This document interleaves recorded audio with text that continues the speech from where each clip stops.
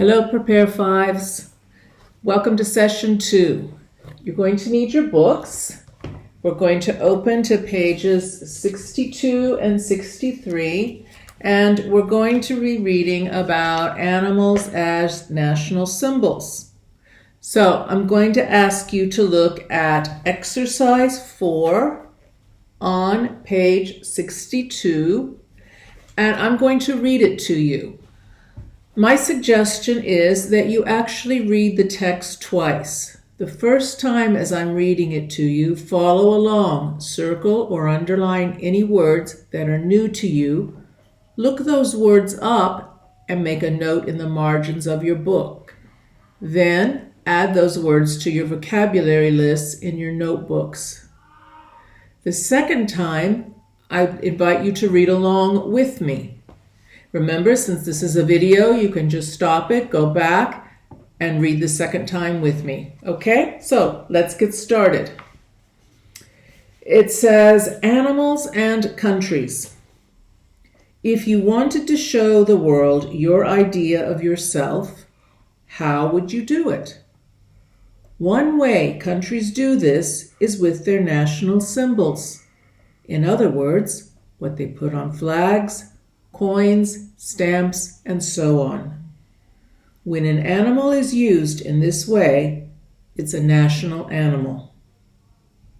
How do countries choose their national animals? Well, they usually choose an animal that comes from their country. The national animal of Tanzania, East Africa, for example, is the giraffe, which lives there as well as in other African countries.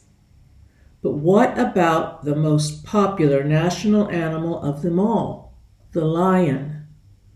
The lion's natural environment is Africa, so it is the national animal of a number of African countries, such as Kenya or Liberia. That makes sense. What about England, Belgium, the Netherlands, and Bulgaria, though? They all have the lion as their national symbol, but lions don't come from these countries. In many cases, the main reason for selecting an animal as the national symbol is not because of its natural environment, but because of the qualities we believe the animal has. The lion is the national animal of many countries because we think of it as being strong, proud, honest, and brave. These are all qualities that countries like to believe they possess. Another national symbol like this is the eagle, the symbol of the United States since 1782, and of many other countries, such as Mexico, Egypt, and Germany. We see eagles as proud and honest too, but besides all this, they are free. A lot of birds are national symbols, partly because they show the idea of freedom. Other national animals include, for example, the elephant in countries as far from each other as Thailand and Mozambique. This is seen as an honest and hard-working animal.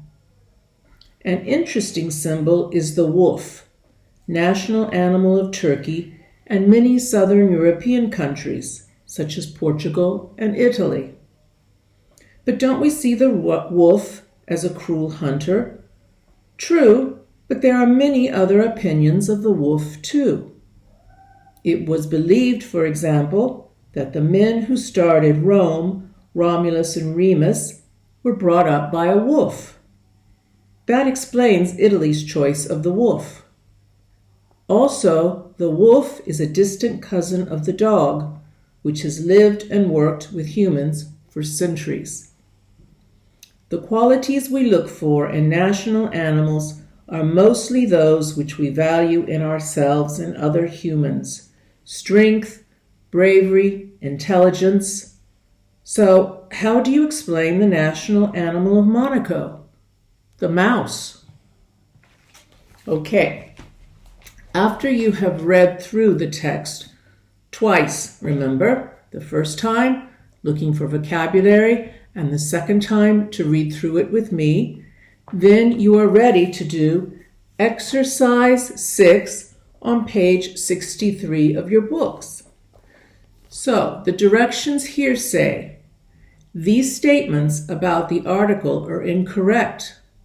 Correct them and underline the part of the text that shows you this. So you need to stop the video for a few minutes while you do this exercise, and when you come back, I'll show you what my answers are. So, number 1 says, national animals always come from the countries whose symbols they are. No, that's not what the text says, because here at the beginning of your text it says they usually choose an animal that comes from their country.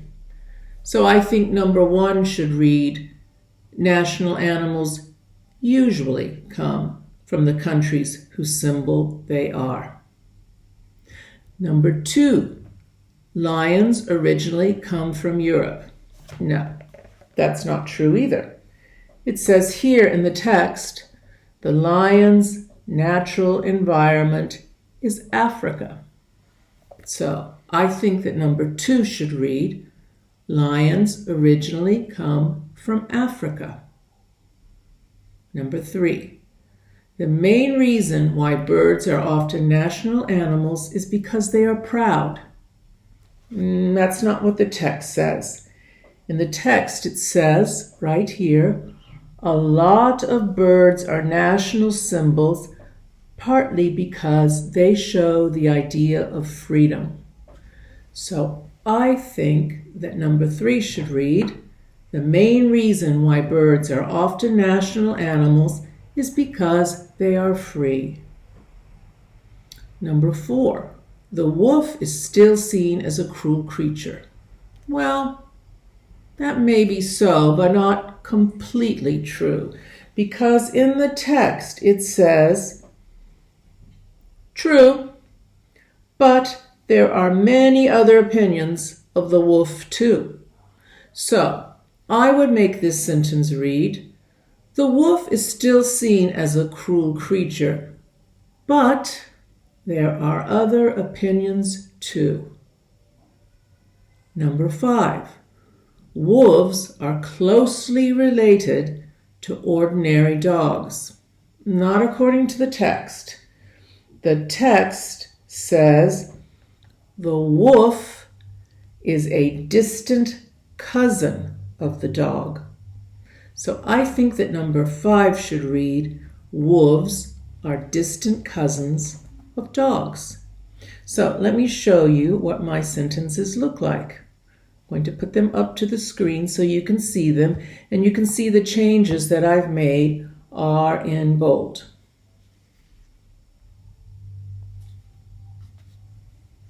Okay, so let me put this up so that you can see. Okay, so there are my sentences, 1, 2, 3, 4, 5, with the changes made. Okay, so now we're ready to do exercise 7.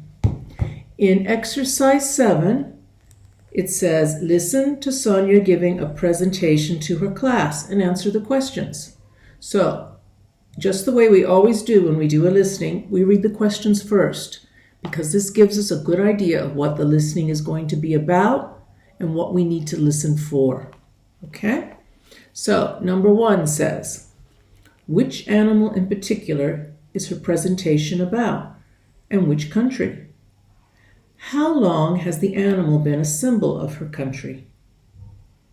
What other animal might you see on some coins? Number 4, why didn't Benjamin Franklin want this animal as a symbol? And number 5, how does Sonia feel about her country's national symbol? Okay, so we're going to listen twice. The first time you're listening to answer the questions in number 7. And the second time you're going to listen for exercise 8. But remember, this is a video, so if you want to, you you can listen to this exercise more than once, as many times as you need to. All right, so let's listen to Sonia giving a presentation. 1.28. Hello everyone.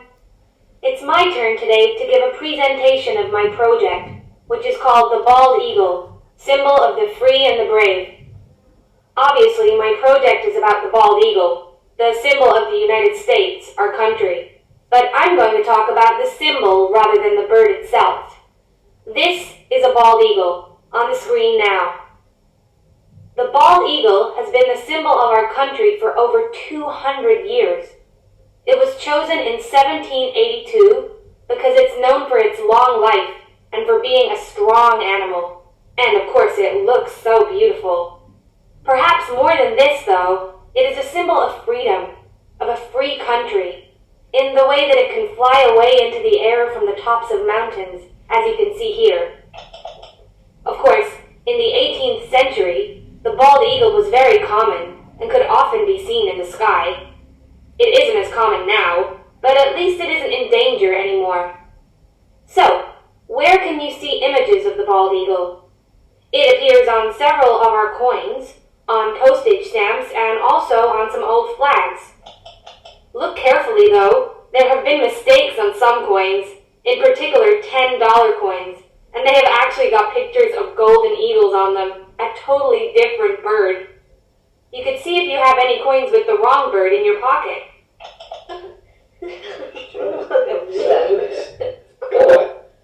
Although we welcome the bald eagle as our national symbol now, it was not a totally popular choice when it was made. Benjamin Franklin, in particular, one of the fathers of our country, hated the idea of the bald eagle becoming our national animal because, in his opinion, bald eagles are birds of bad character who don't get their living, I think that means their food, honestly. They're too lazy to catch fish for themselves, so they wait until other birds have caught fish and then they go steal it from them. Well, whatever Franklin thought, I think the bald eagle is a magnificent bird and a great symbol of our country. Thank you.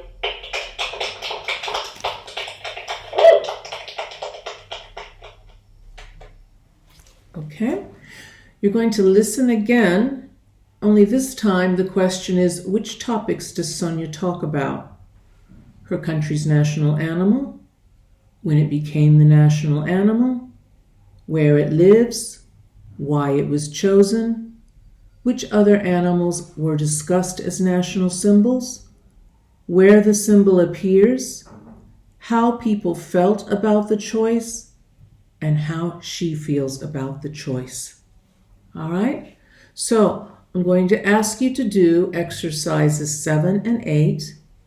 And when you have done them, please email me your answers. You can email me at elizabeth.inuse@gmail.com. Okay? I'll see you in session 3 then. Bye for now.